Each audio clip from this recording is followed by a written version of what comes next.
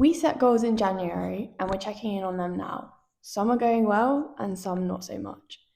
We don't know about you guys, but we've been in a bit of a slump.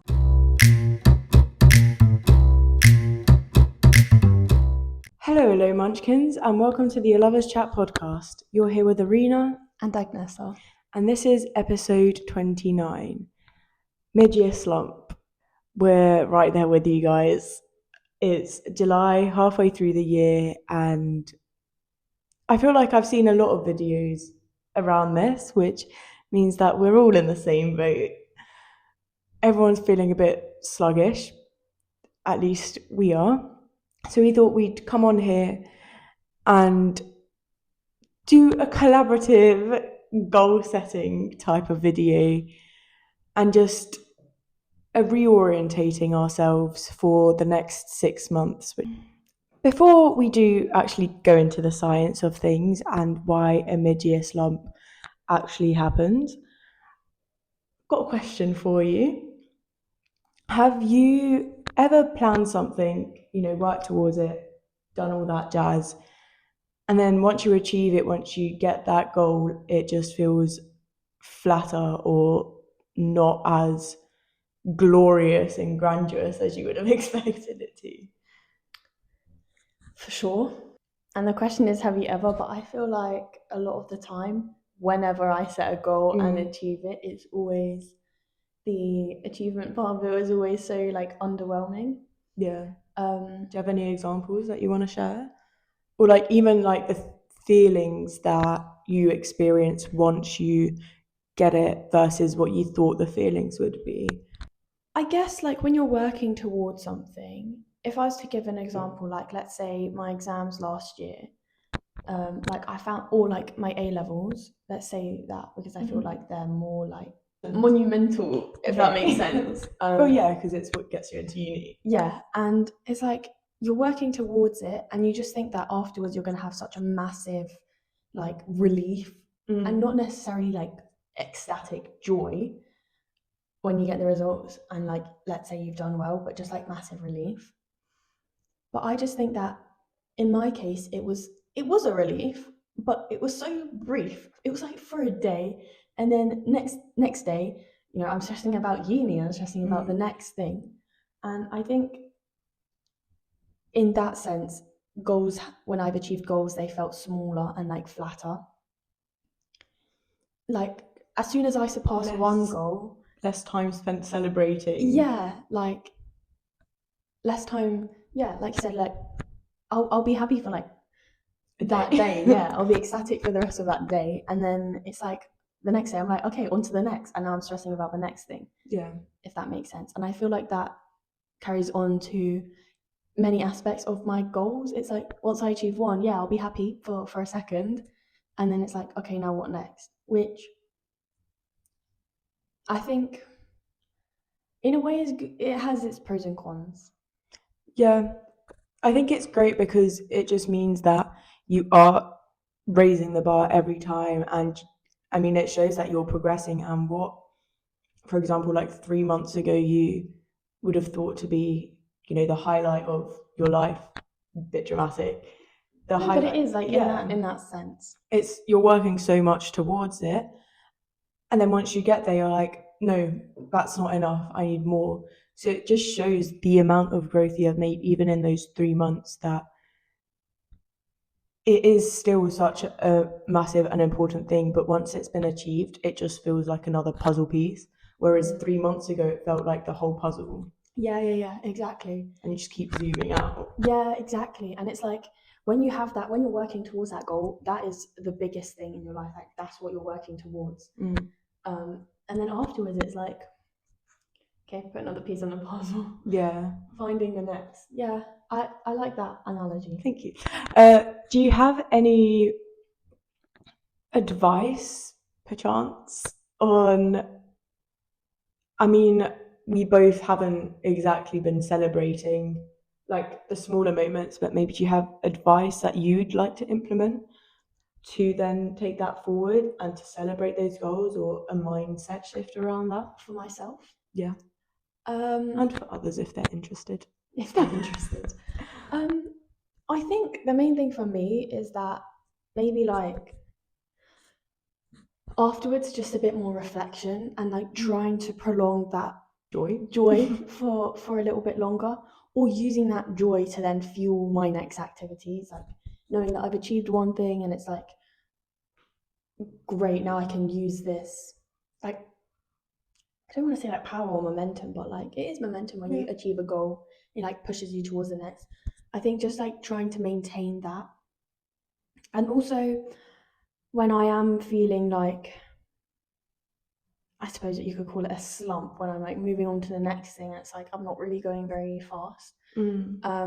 Just like reflecting back on the times when I did achieve those goals and like remembering that like at one point it did seem like the most important thing in my life and I did achieve it. So like that's possible with the next thing.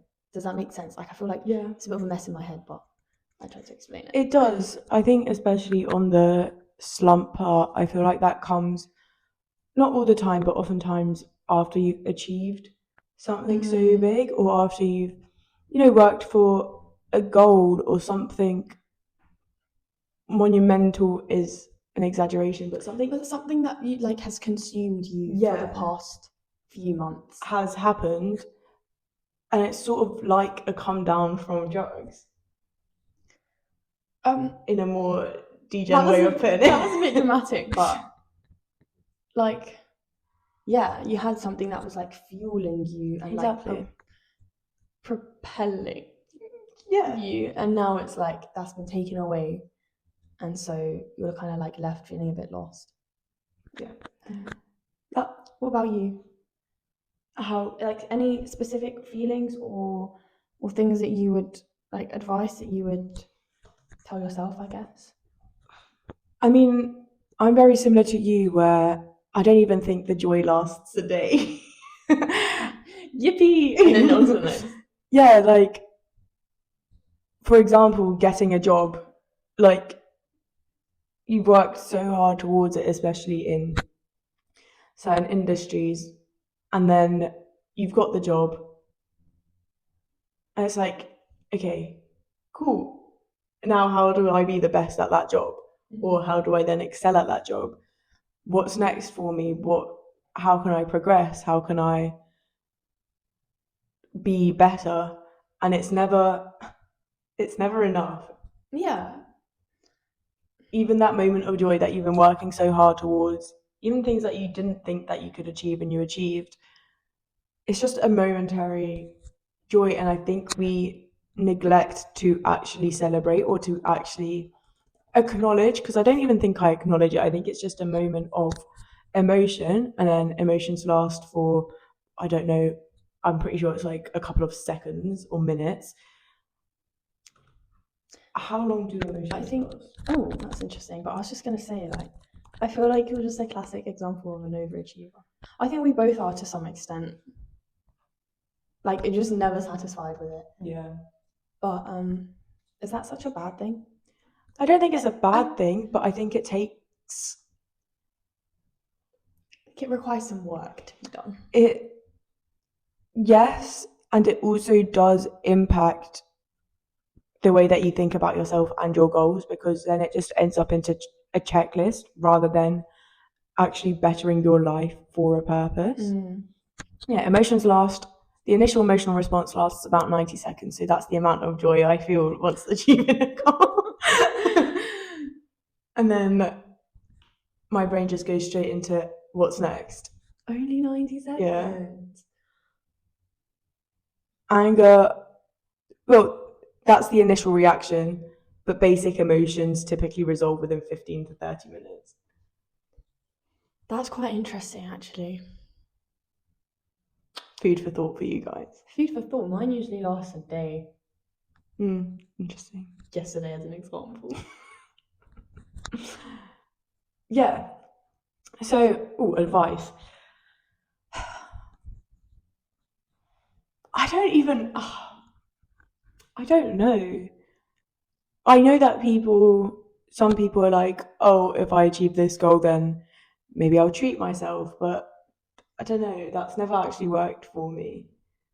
Because I don't really for me, treating myself isn't really a celebration of a goal. It just feels a bit unnecessary. So when would you treat yourself then? Well, I don't think. Well, define treat yourself.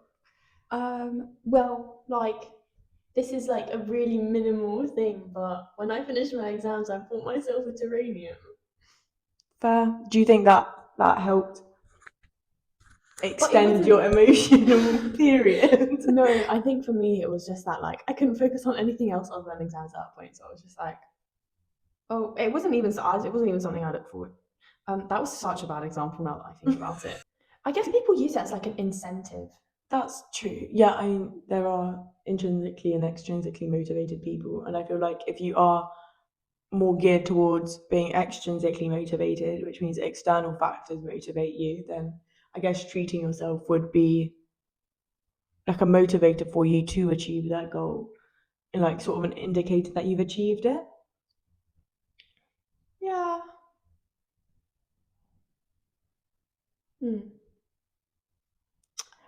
Comment down below how treating yourself impacts you and how you treat yourself, because what defines treating yourself, or just like you brought up an sorry, that was like ill. You brought up an interesting point, because it's like what do we define as treating ourselves? Like, I'm trying to think of times that I've treated myself. Because then I just also like, feel sorry. What does that just mean? Like spending more? A lot of the time, it's money just on something you've wanted. But then, how is that just different? How is that a special occasion? Yeah, I also think people use the term "treat yourself" to just excuse behaviors. Yeah. As well. Yeah, that's what I mean. Like, how are we like food-wise? I'm not saying that you shouldn't, by the way. If it works for you, it works for you. If you want to, go for it. But it's like, are we just using it as an excuse to do something, to like spend more money than we know we should be spending, for example? Yeah. Like rationalizing our actions. We're moving on to a bit more of the research side of why slumps actually happen. Why it's real, yeah. Why it's real, for real, guys. It is, because I feel like too many people experience it. Yeah. Like a lot of people genuinely do. And so we're going to talk a bit about like why this happens. And so one of the core factors, or whatever, is impact bias. And this is like a very well evidenced phenomenon that happens, and why the season of summer is not necessarily what people expect it to be. Psychologists Timothy Wilson and Daniel Gilbert refer to impact bias as the tendency for people to overestimate the intensity or duration of future events. Yeah. So you think that you're going to be their reactions to future events. So like we mentioned, you think that you're going to be a lot happier for a lot longer after a milestone's happened, but you're not. That's impact bias. Like we think that achieving a goal or like going on holiday or a seasonal change is just going to drastically make us happier, which in reality it might for a few days. Like when the sun is out, like first few days of summer, you're like, oh yeah, this is it. This is what I needed. And I felt like this as well. As soon as we had our first few like bright and sunny days, I was like, yeah, summer all the way. But that doesn't last that long, and that's definitely not enough to keep you motivated throughout the whole season. So that's an interesting concept. Yeah. I'll link papers down below as well if you guys do want to research a bit more about this, because it is interesting to explore, and if you are interested in psychology and that kind of stuff and why things happen the way they do. Yeah, and it could also help you like actually understand why supposedly you should be feeling one way, but you're actually not. Which can be quite comforting in a way, and allows you to then restructure your plan or goals and think, okay, how can I do this when I'm not dependent on pure motivation for like summer? Exactly. There's Also, something separate from the impact bias, but related to what Agnesa said about, the summer coming around, the weather, and it's just about seasonal light and your mood. And according to research, the transition into summer, so July, August, is actually a genuine physiological event because sunlight exposure produces serotonin in the brain, which makes you, serotonin is one of the happy hormones, so it makes you happier. And then once you hit like mid-July, mid-August, as the days get shorter, your body is then decreasing in that serotonin, and the shifts into winter then start to affect your mood, which is why seasonal depression exists, right? And it's a phenomenon that's known. It's because sunlight actually impacts your mood and behavior, and we all know this. And in my opinion, I think the reason why, for example, we look forward to summer so much and we think that it's going to be so great is because during summer we do get that serotonin, but it's not for the longest period of time as well. And we experience the contrast of winter and summer so much, but it's not actually anything that we're doing to increase the happy hormones. It's just from our environment itself. So you feel like you should be happier because of the sun, because of the weather, but you're not doing anything for it. If that makes any sense. So you're just like relying on. Yeah. Yeah. Because your body knows that you do get serotonin from sunlight. Yeah. But you're not actually changing anything, and you're stuck in the same situation as you were when you were in winter, when you were experiencing seasonal depression. Yeah. Because nothing's actually changed internally. That's interesting because I never really thought That's my thought. That's my take on it. That's an interesting take on it because I never really thought about that. So the third factor that is backed by research is like goal motivation decay. So obviously when you set a goal at the beginning of January, you get that like dopamine boost and you're like motivated, you set that goal, you've written it down, you're like, yeah, this is it, let's get them. I need to stop. I haven't said that in a while. But yeah, obviously as the months go on, naturally your goal motivation fades and like the novelty of the goal setting passes. And if you're not actively reinforcing that goal, then it just kind of like flatlines. Yeah, not decreases. Negative decay. When is decay positive? Also, without visible progress and like markers, if you don't set markers on your goal throughout the months, then you might feel like you're not actually getting anywhere with it. And so that's when goals kind of start to feel a bit like empty, hopeless, out of reach, rather than feeling motivating.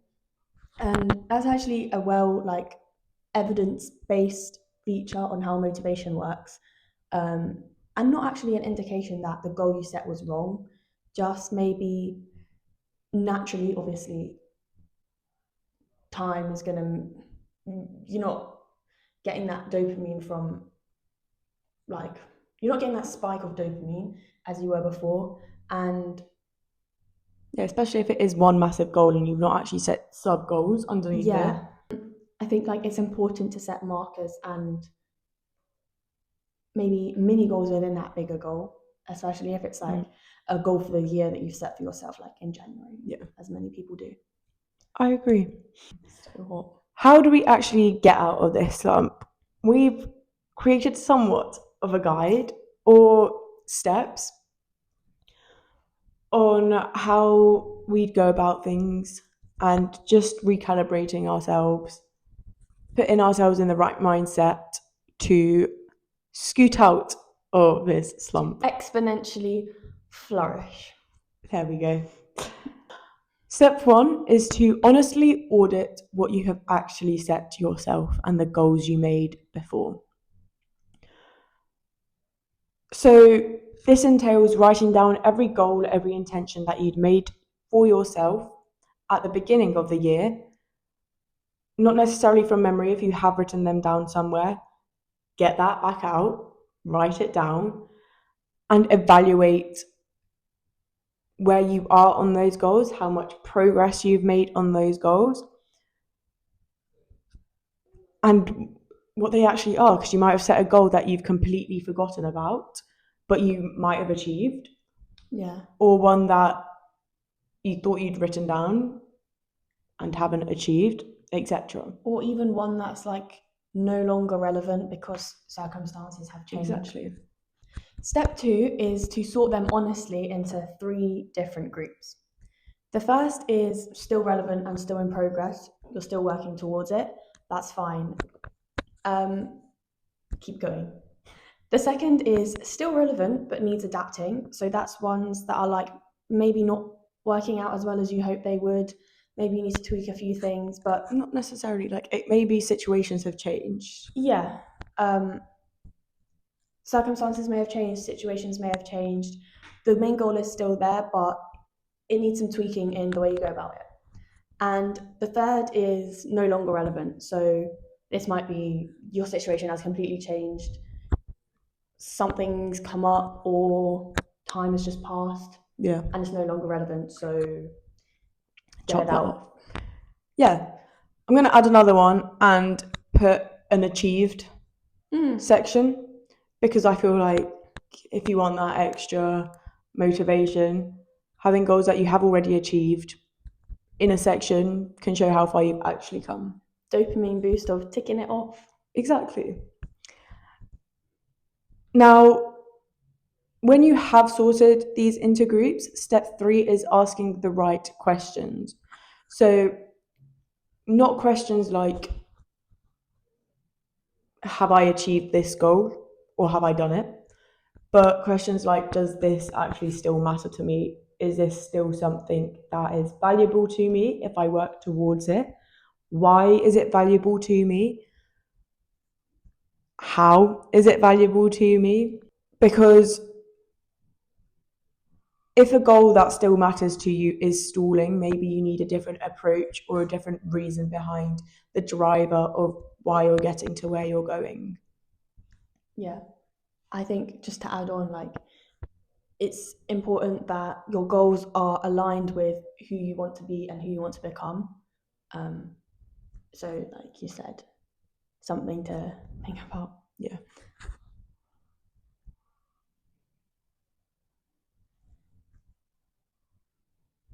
Step 4 is adapt your goals rather than completely scrap them. And this is if the overall idea of a goal still matters to you, but the way you're going about it just feels wrong. Like the direction it's going in feels wrong.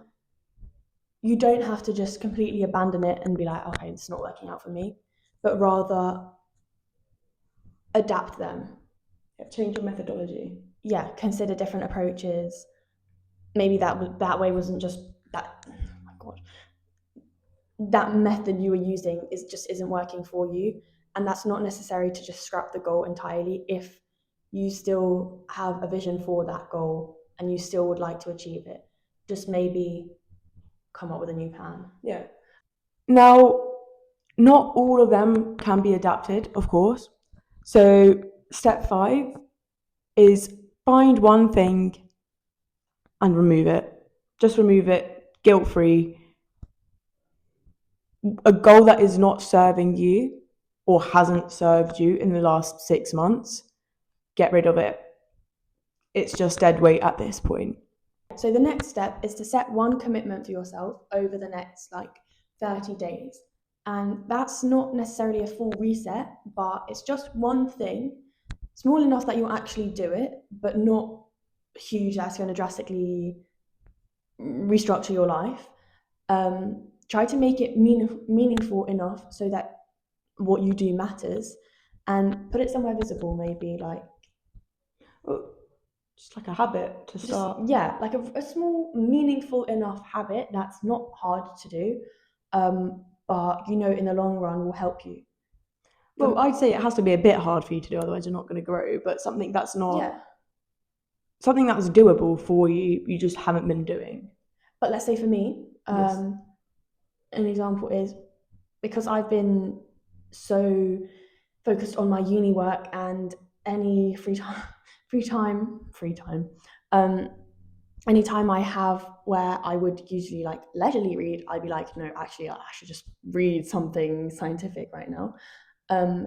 So since the end of uni, I've set myself a goal to read a chapter a day, and sometimes that turns into like 3. Sometimes it's just 1, but it's meaningful enough that I'm actually getting through a book and I'm really enjoying it. Drop the book recs down below. I'm reading Lord of the Flies, by the way. I don't know why I did that in. This is a good book. Read it. Okay. And final step 7 is tell someone, so you have that accountability and so that they can check up on you, so that it doesn't drift, especially with that commitment. The step before, telling someone and even getting them to check up on you every day to make sure that you've done it helps facilitate that growth into the new goal. Okie dokes. Should we wrap it up? Okay, well, we hope that this was helpful. I feel more motivated to get on with the year. It was helpful for me, for sure. Even just, talking about it and understanding a bit why it's happening and how you can reframe your mindset and approach to the goals you set in January. Yeah. I think that's been helpful for me. Me too.